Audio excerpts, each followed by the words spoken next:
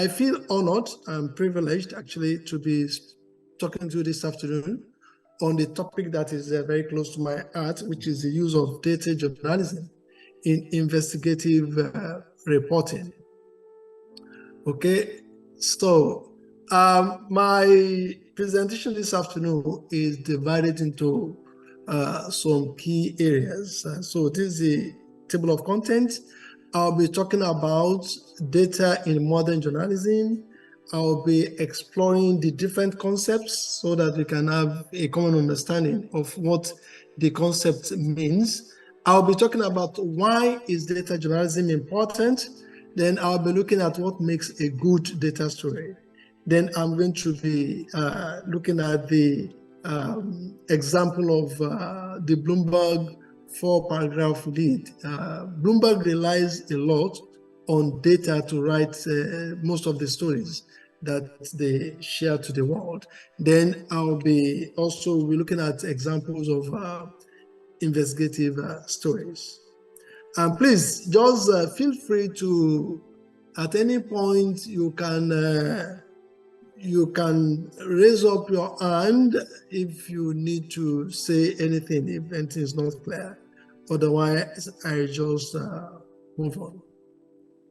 Okay, I know that a lot of us, we're all journalists, but I don't know your own experience. But my own experience, I trained as a journalist, I read mass communication, and I know that one of the reasons that actually informed that choice was because I was not good with numbers. And I know that a lot of people during that time, they were not good with numbers. So because of that, the obvious choice to them is maybe to do a course in journalism, mass communication, or to go to do a course in law. So in the past, when a young person exhibits a proclivity for talks and words and fear of numbers, the person is considered naturally fit for the arts, especially for journalism. Perhaps many of you here in this room also made journalism on your way, running away from numbers. In this age of data, such can no longer be said. There are many applications of numbers to modern crafts of journalism designed to elevate news stories beyond mere reports. Last week, we got the report from most media organizations about the nominees, the ministerial nominees sent to the Senate by the president. And when I was going through the reports, a lot of them said that, yeah, there were 28 nominees from 25 states. But beyond those numbers, there are so many narratives, there are so many stories that could have been written, from those figures. At the moment, at least we are seeing with the screening going on, at least we are getting reports of some of the nominees being questioned regarding their age, regarding their qualifications and some other things. But there are so many stories. For instance, there are 28 nominees. How many of them are females? How many of them are males? The affirmative action that expect that the government should have at least 33%. Do we actually have 33% of those nominees as females? Are they more than 33 or are they less than 33? Which, from the list of nominations, 28, we have some states that have 2 nominees representing those states. And then we have some states that are not represented at all. These are data, these are data sets that we can use to generate stories, and depending on which narrative we want to push to the public. So data itself is a means of generating stories that we can use in the media. So let's look at the concept. What is data journalism? What does it entail?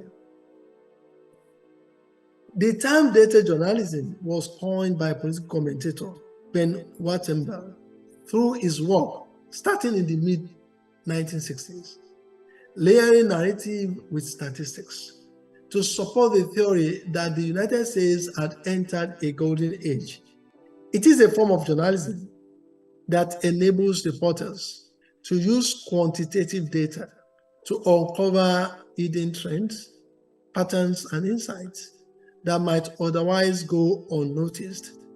Unlike traditional journalism, which is often based on anecdotal evidence and personal experience, data journalism relies on empirical evidence, giving readers a more objective view of a topic or issue.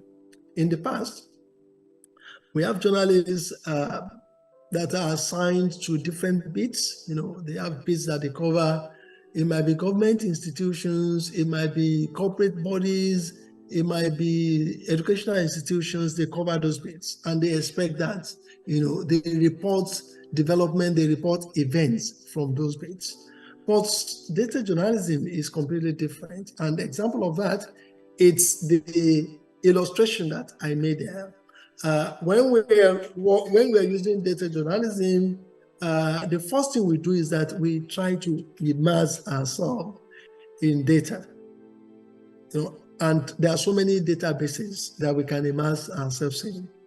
Once we immerse ourselves in data, we try to filter through a wide range or a deluge of figures that can actually yield some patterns, some sort of occurrences that perhaps can inform some of the things that we thought perhaps we can shed more light on. Then, once we have stumbled on that, we can now filter through those data and look at if there are some interesting things that are coming out from that.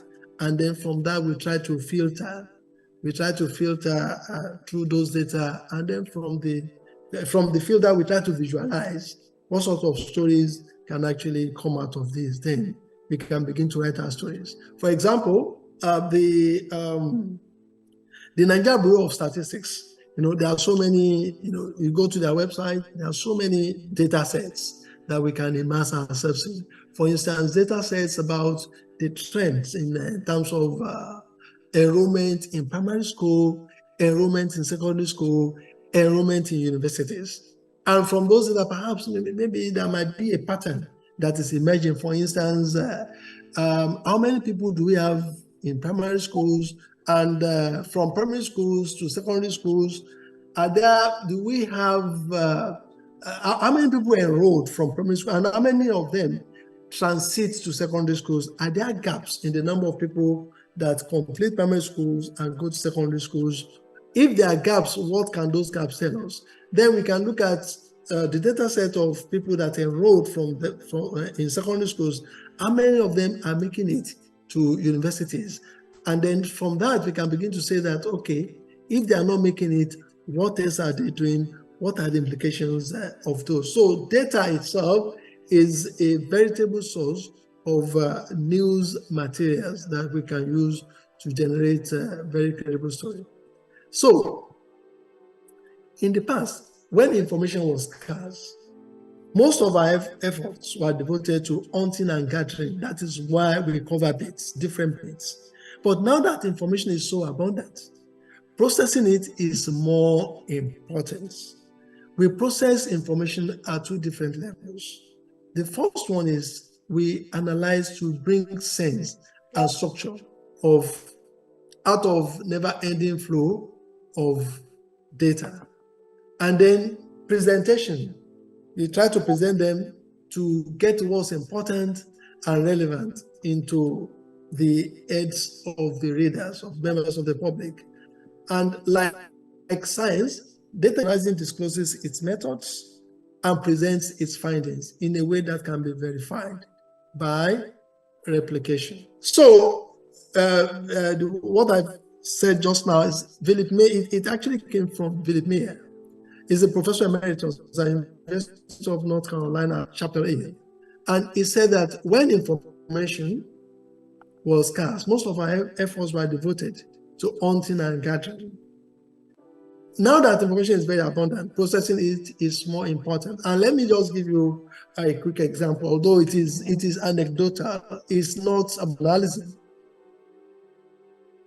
As a journalism lecturer at the University of Lagos, I just came fresh from the UK, and I was teaching about 100 and something students. And when I got to the class, I realized that it's only people sitting on the front row that are listening. The other ones are just busy fiddling with their phones. They are not listening, they are not paying attention, they are not focused, they are not concentrated. So, and I said to myself, okay, perhaps we need to change this. We need to try to make sure that the students are engaged. What I'm teaching them, I realize that a lot of them, they have access to those things, on their phone. They have access to them online. So that what I need to do to them is to provide a kind of guidance, to what they already know, what they already have access to. And exactly that was what I did. I just, I transferred the physical class to an online class. I just transited to a platform on Facebook, and that actually did the magic, because they already have access, and it made them to be more engaged in some of the discussions we had in the class. So we have an abundance of data at the moment. So how do we weigh through those data those data sets as journalists to make a kind of very interesting and very useful stories out of those data sets? And the only way we can do that is through investigative reporting, to put on an investigative lens, to try to look at exactly what is it that we are actually looking for in this data, and to go for those things that we are looking for. I had an opportunity I was part of Bloomberg African Media Initiative, which was launched in 2014, almost like 9 years ago.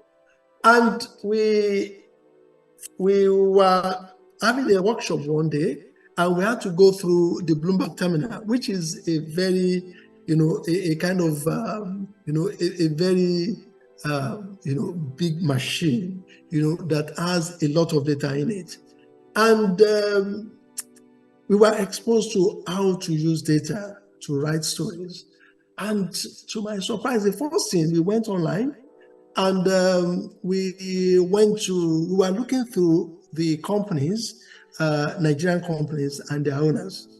And I was really surprised to see that, we went to Dangote Cement, and online we could see that a lot of the shareholders on Dangote Cement, for Dangote Cement, they are even Barclays Bank in the UK is one of the shareholders, and a lot of people that are foreigners are shareholders. You see, this is something that if for instance, I wasn't exposed to that data set, I would not know.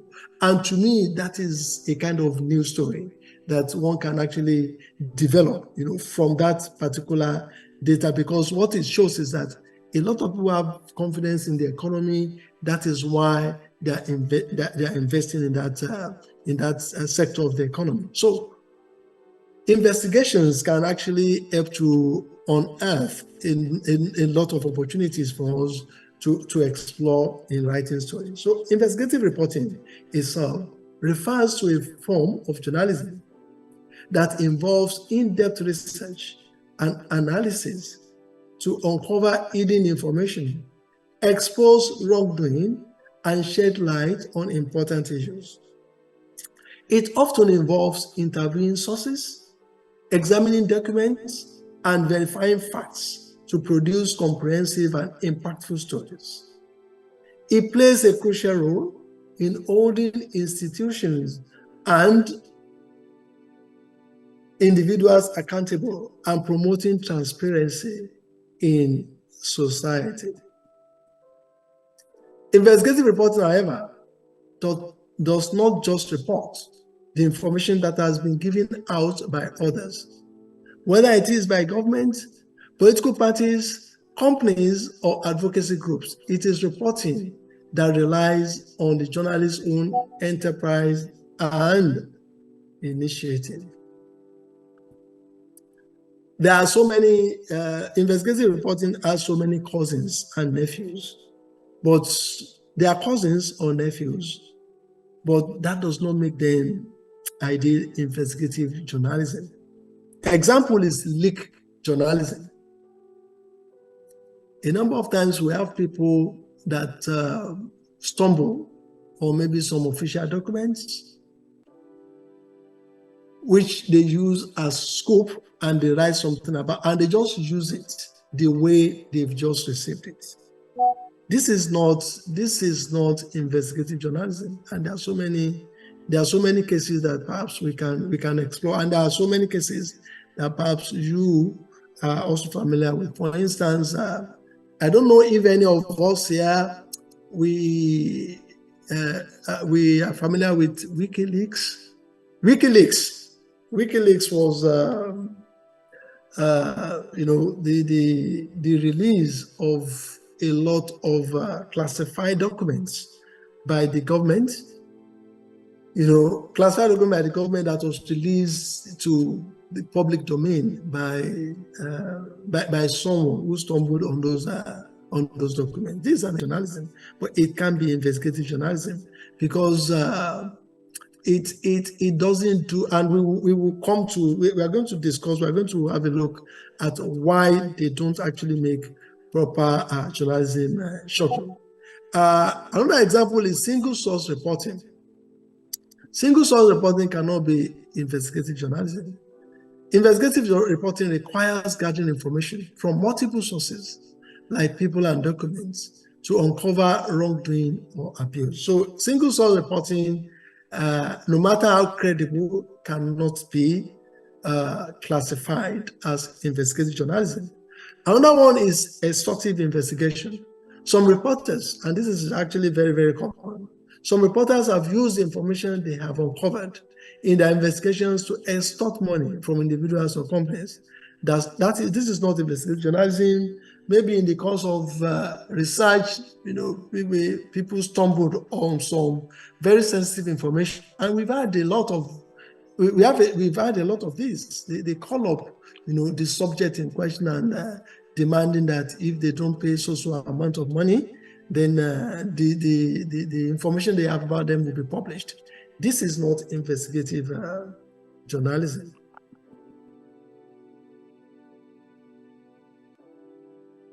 Why is data journalism? I just want to go through, for instance, the theoretical bit first, then we can now look at examples which we are going to discuss. Why is data journalism important? Data journalism has some characteristics. For example, if any of us, I don't know, maybe we have, if we read a lot of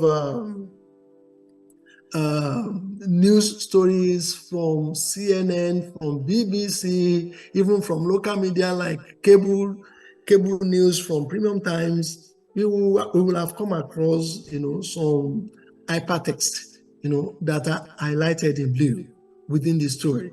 So, and we might have come across some illustrations, maybe some maps, and all that. If you click on it, if you click on those hypertext, they give you a better picture of the story, or maybe some kind of context. This is an example of the way data journalism works.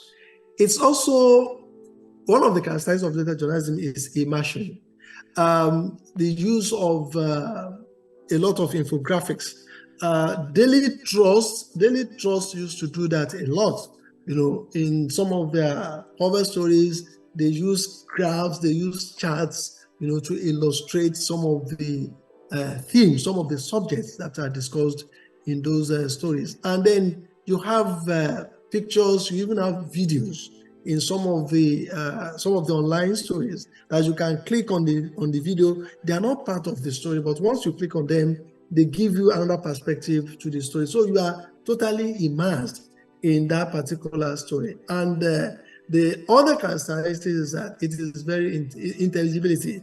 very intelligent. It's an intelligent way of actually writing stories because it brings together so many things that might assist us to have a better understanding of some of the subjects that have been discussed in the news stories. So, why is it important? Why is data journalism very important? It is important because, according to Mirko Lorenz of Deutsche Welle, journalism is under siege. In the past, we, as an industry, relied on being the only ones operating a technology to multiply and distribute what had happened overnight. As journalists, we are recognized as the only authority that can write stories, and then people believe it. We have the press, we have the newspapers, and whatever we report is actually believed. There is no other alternative. The printing press served as a gateway. If anybody wanted to reach the people of a city or region, the next morning they will turn to newspapers. But this era is over. Now we have people, we have organizations, media organizations deploying AI to write stories, because with the use of artificial intelligence, they can machine, they have processors that can go through a vast amount of data set that human beings are not even capable of doing. They go through it and they provide context to stories. Now if you want to write a story, you can just use ChatGPT. Just tell ChatGPT, this is what I want. Can you do me a story? And in seconds, 1 minute, 2 minutes, you get your story. Because the ChatGPT make use of a lot of database to generate stories that are even more believable than the ones written by individuals. Therefore, journalism is endangered. So there used to be a time when information was scarce. The practice of journalism was only for a privileged few. People do not have access to information. So they rely on the few of us that are journalists to report what is happening in other places that we cannot see. But today, with technology, information production and distribution have been democratized. Anyone with a smartphone can identify as a journalist these days.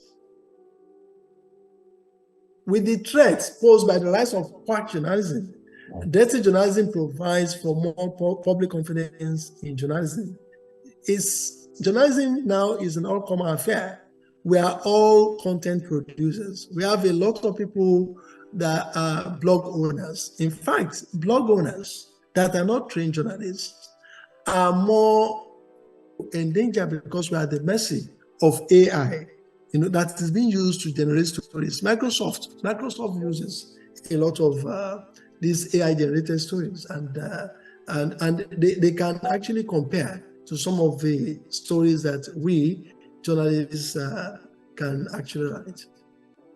But are we going to say that we leave out, because of this, we just give up and say that there is nothing that we can do about this, and we just raise up our hand in an helpless and hopeless manner? No, we cannot do this, because we have been, as journalists, we have been empowered by the Constitution to actually play the role of the watchdog.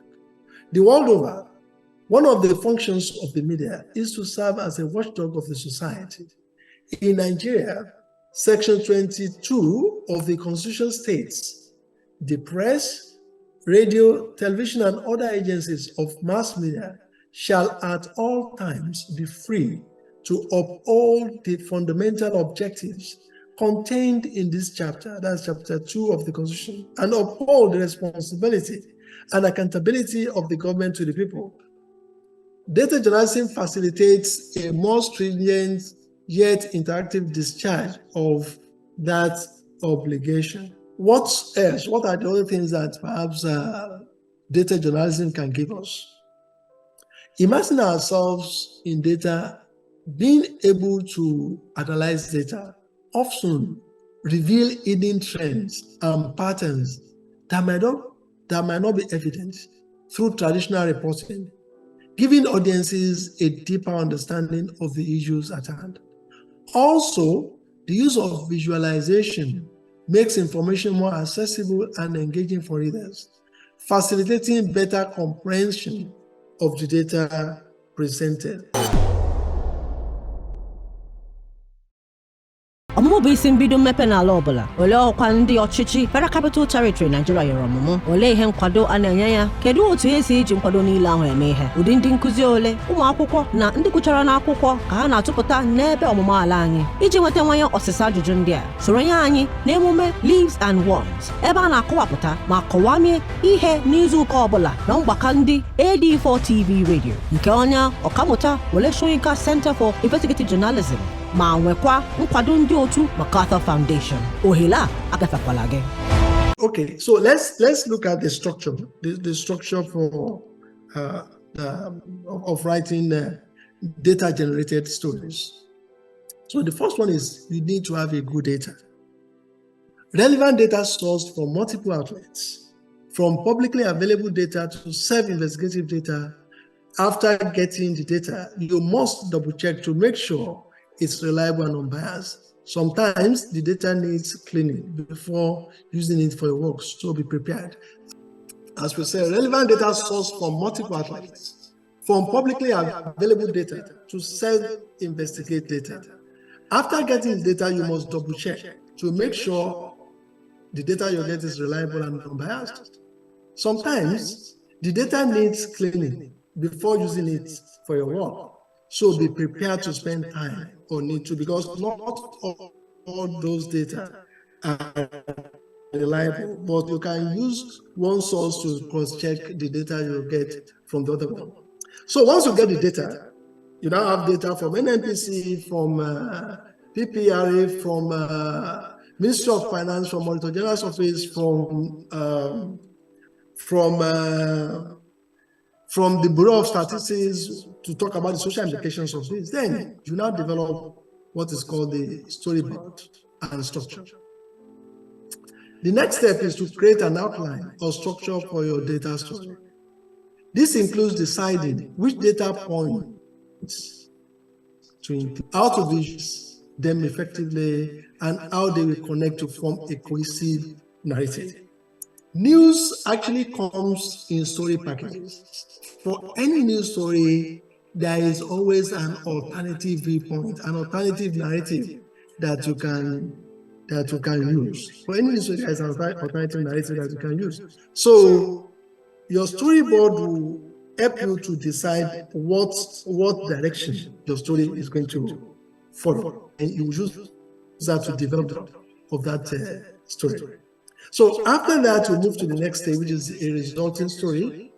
So when we already have a story in mind, it's tempting to search for data that supports it. This can lead to weak and poor quality stories. So before, it's always better to actually go with an open mind to your data. Know that, okay, you already have the story you are writing, and then you are just looking for data to support it. That approach does not make for a good story. So a good data story stems from the data. You find a story or stories from a data set by looking at connection between data points, trends, and patterns, and outliers, as well as counterintuitive numbers. Then after that, you can now put the narrative you want to promote there. A common mistake in data journalism is neglecting the narrative aspects. When you have a vast amount of data, it is challenging to grasp the context behind the numbers. Without a clear narrative, your work becomes a mere presentation of numbers without context or meaning, leaving your audience confused and unable to make sense of the information. So this now takes me to what I call Bloomberg's 4-paragraph lead. I know we are all used to the 5 W's and H. the 5 W's and H. Again, to the shortest, the 5 W's and H. Who is going to help us tell us what are the 5 W's and what they stand for, and the H? Who? Yes, just tell us one. Just tell us, then you can speak out to the mic to the next person. Okay, when we talk about the 5 W's and H's, we start with who? Who says what? Okay, thank you. No, just one. I thank you very much. To the next person. Why? When? How? Where? Where? Okay, thank you very much. So it is the who, the what, the where, the when, the why, and the how. The first paragraph in Bloomberg is the what. The first paragraph is the what and where, the what and why, or the what and so what. Okay, the second paragraph, who can help us?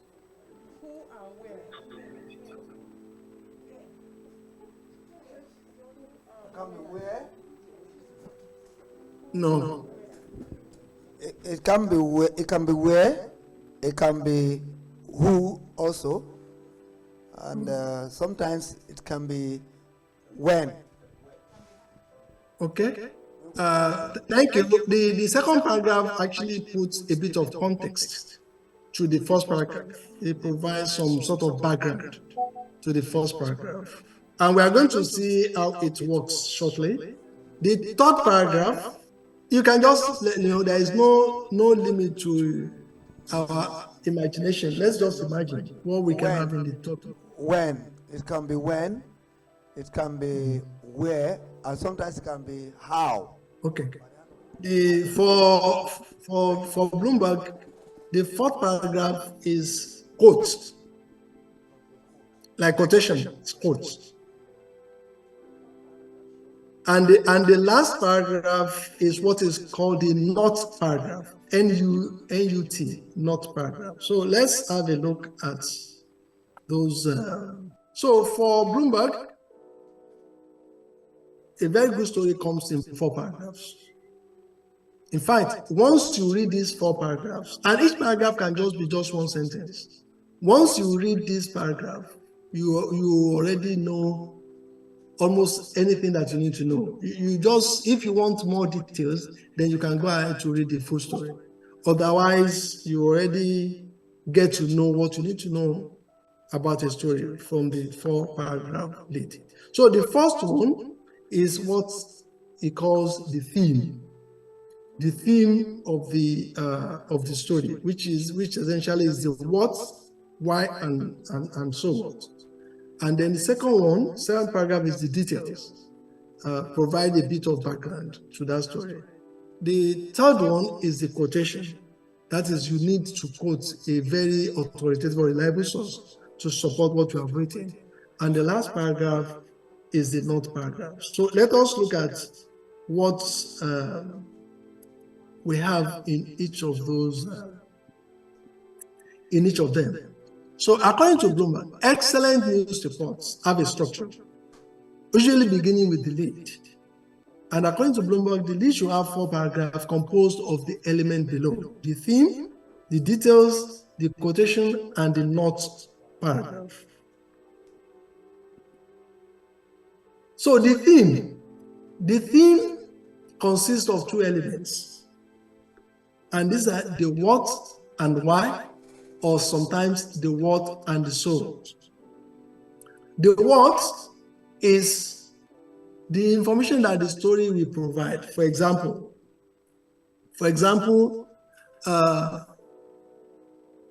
who in Nigeria Republic?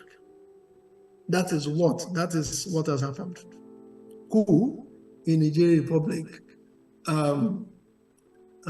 The military or the National Guard has just overthrown the legitimate government in Nigeria Republic. That is the what. But according to Bloomberg, you need to provide the why in that one sentence, or maybe a follow-up sentence. The why or the so what. So let's use the example of the coup in Niger, and let's see what we can. Let's do the what, the why, or the so what.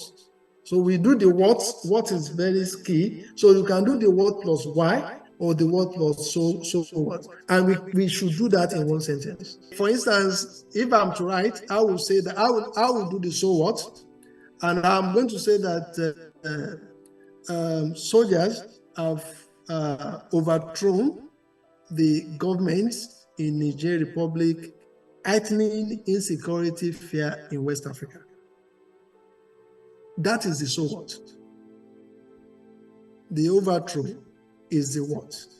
The so what is the fear of insecurity in West Africa. So this is Bloomberg. Okay, this is Bloomberg, and it is they use data.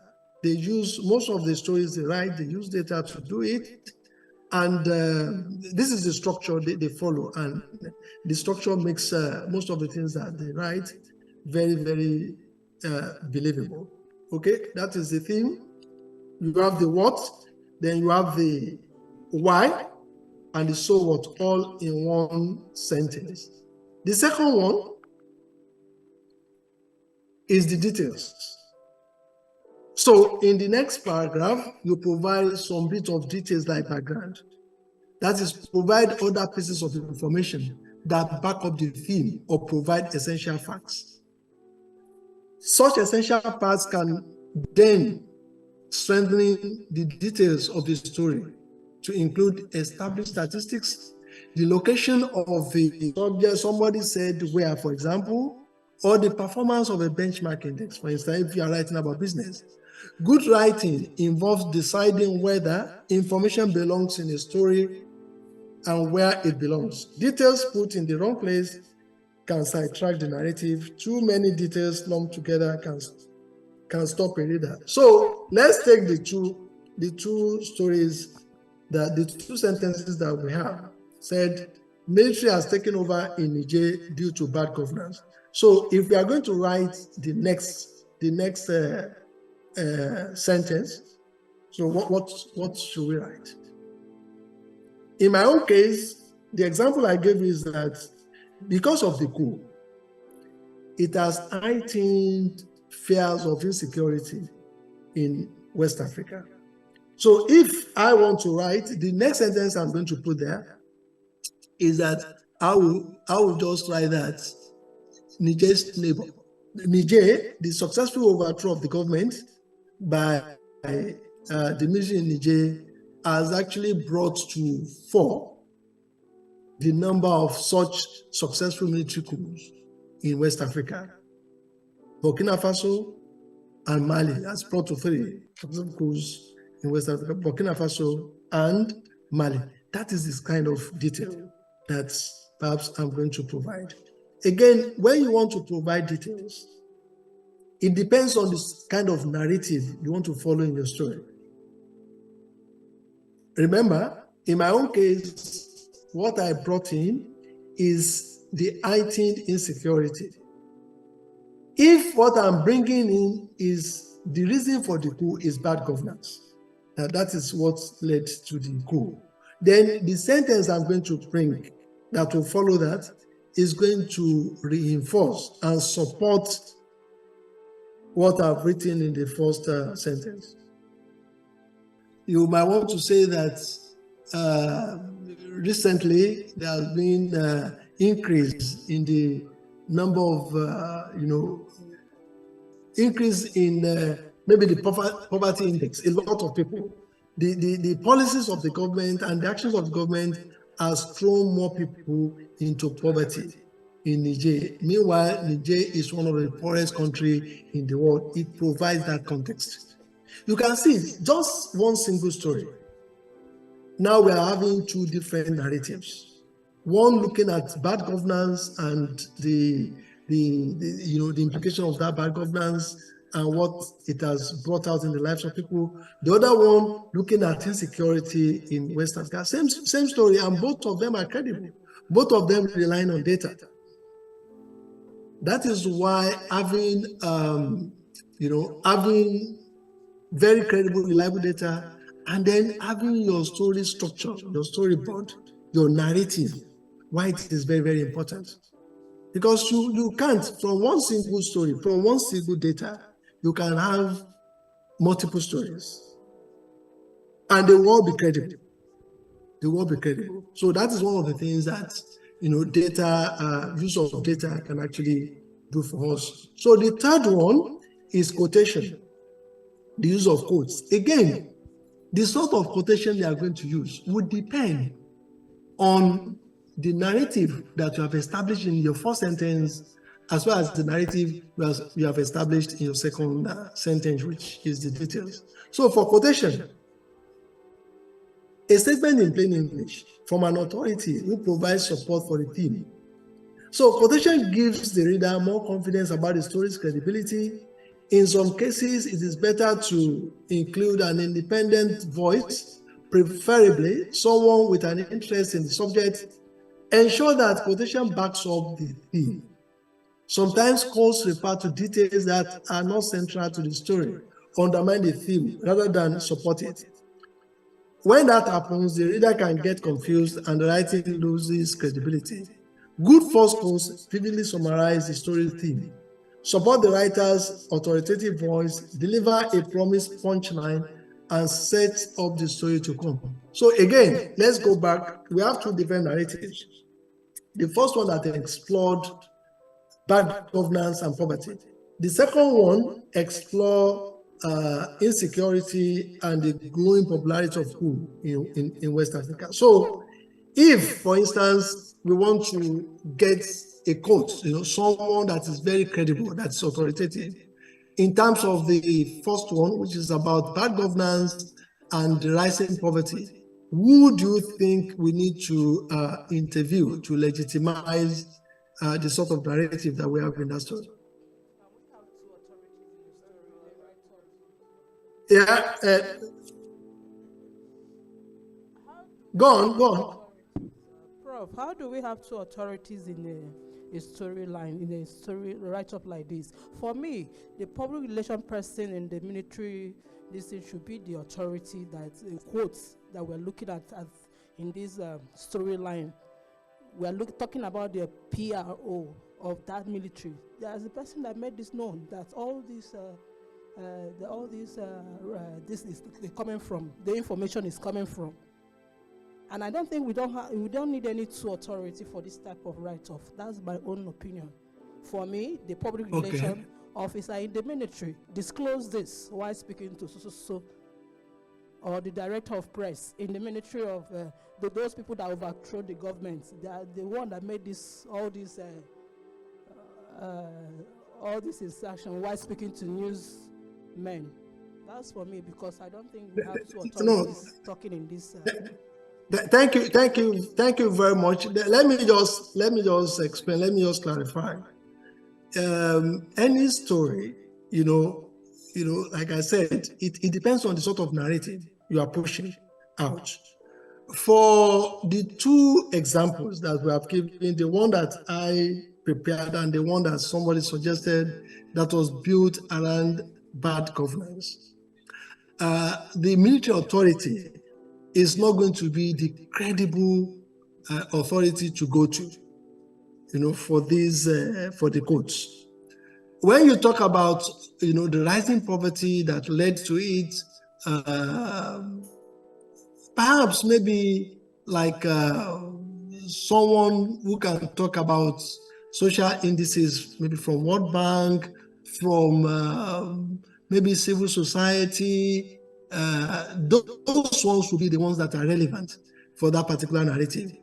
For the second narrative, which is about insecurity, again, it's not the military spokesperson that will be relevant.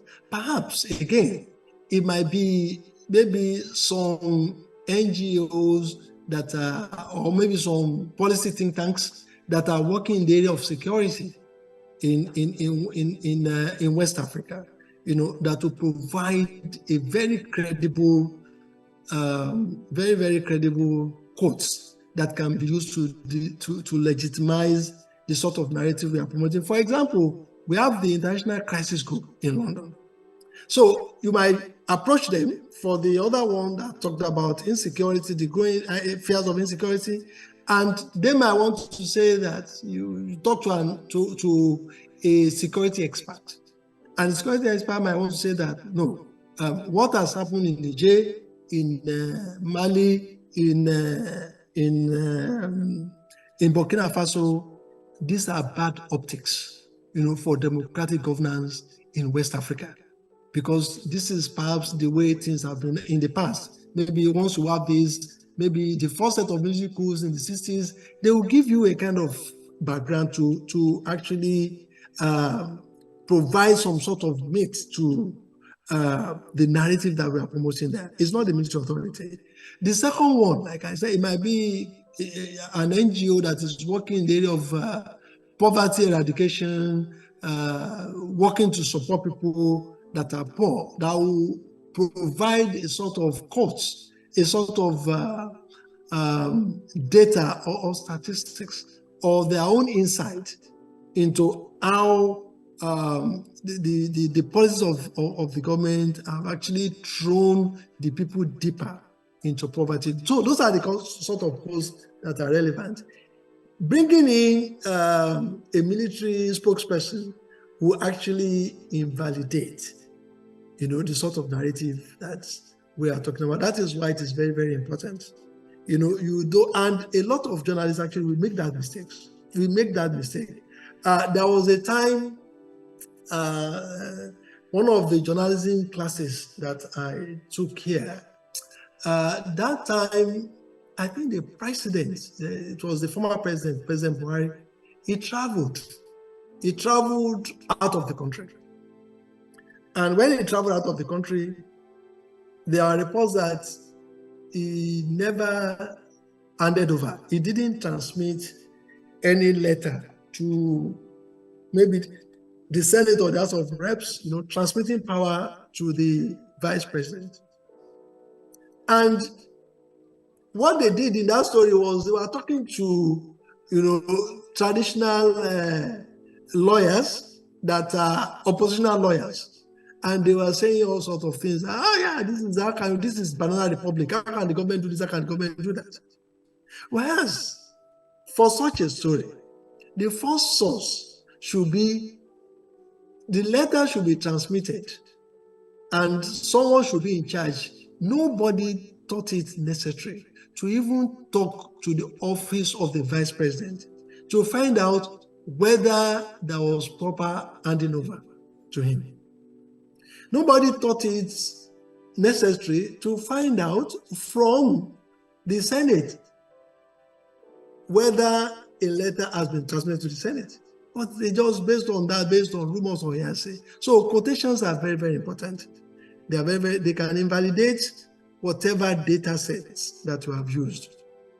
And they can make an otherwise very, very credible story to be unbelievable. So it's very, very important. And that's why I actually use that example that let's use two different narratives.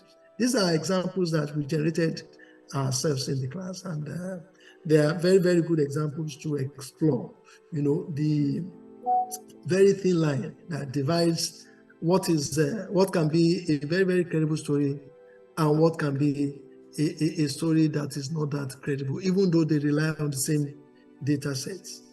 So let me go to the last, because I'm conscious of... Prof, sorry.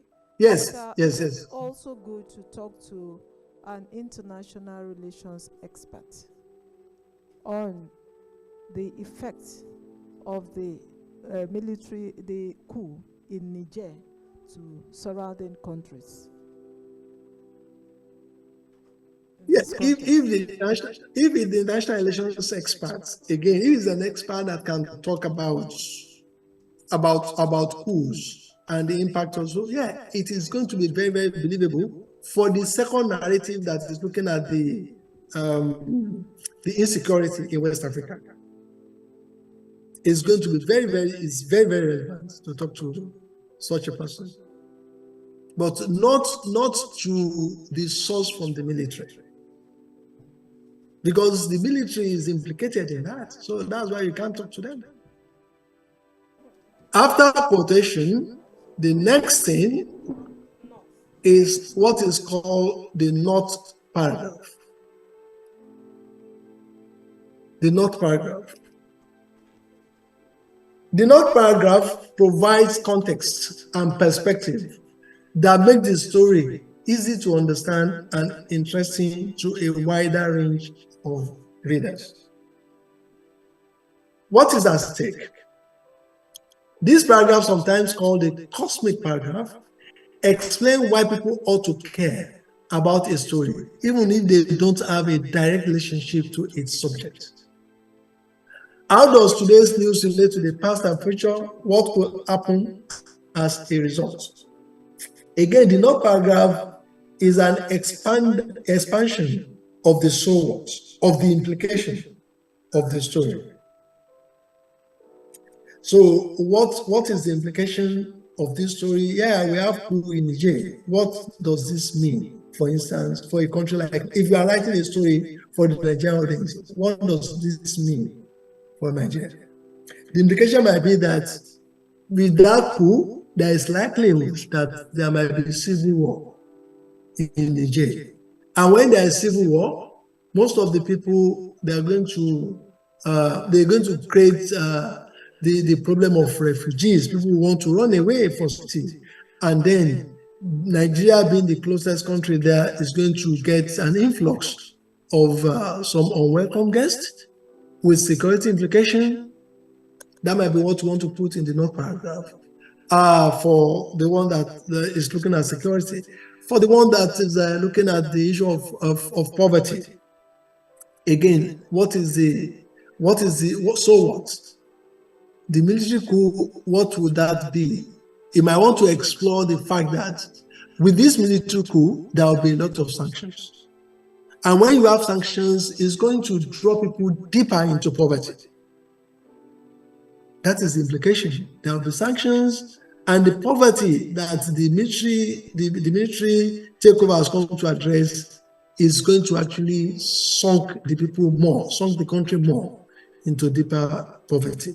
So again, this is the structure developed by Bloomberg, but I find it very, very useful, and I've used it to teach my students, and I believe it is something that can be adopted and can be adapted to some of the contemporary work of journalism that we practice in Nigeria.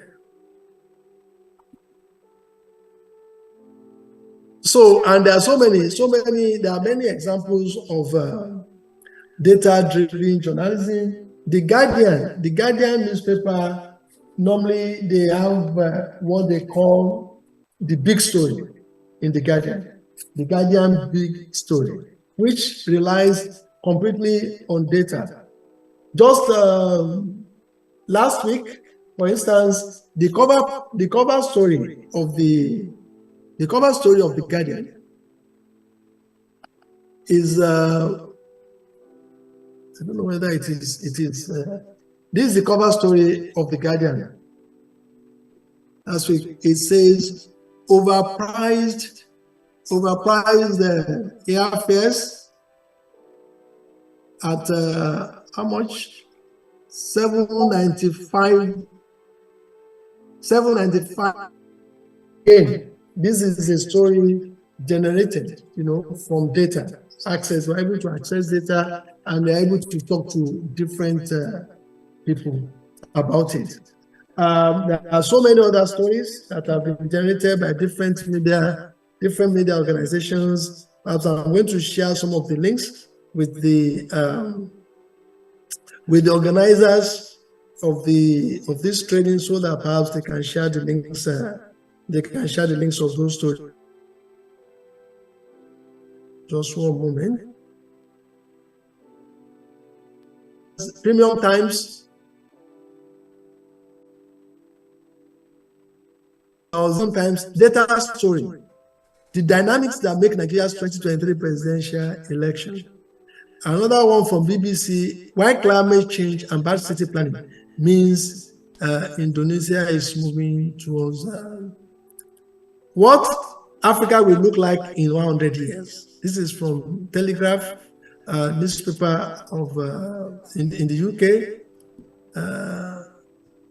There are so many. There's the Lost Tablet and Secret Documents, which is the story that was generated from a phone that was found in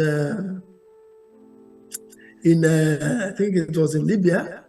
About from that phone they got clues about the Wagner, the mercenaries from Russia that were helping to fight in that country. So a lot of people they come to rely on the use of data to generate stories, and increasingly we are going to be turning to the use of data to generate stories. That is why it's very, very important for us to look at how to make use of those data to write very, very good stories. The secret is that we rely on very, very credible data sources, government sources, and then we try to cross-check whatever we get with other sources that are equally reliable. Then we try to observe patterns. We sift through what we have gotten from those data sets, and then we develop story narratives from those.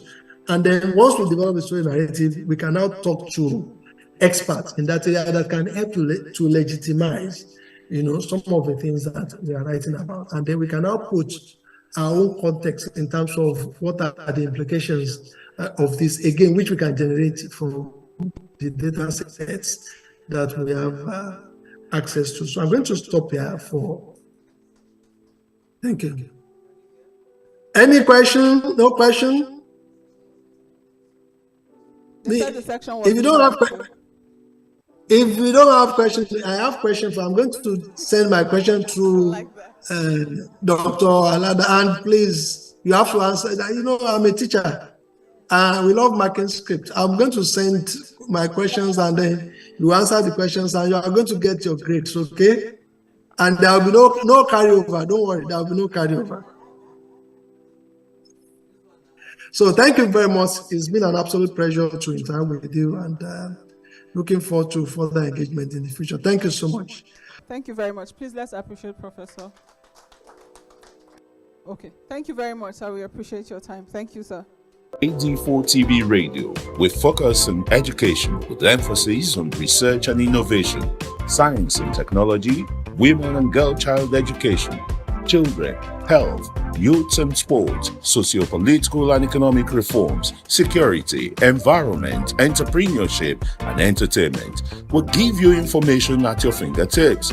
Learn on the go. Follow AD4 TV Radio on Facebook, Twitter, LinkedIn, Instagram, and YouTube. AD4 TV Radio, reliable and credible. We love you,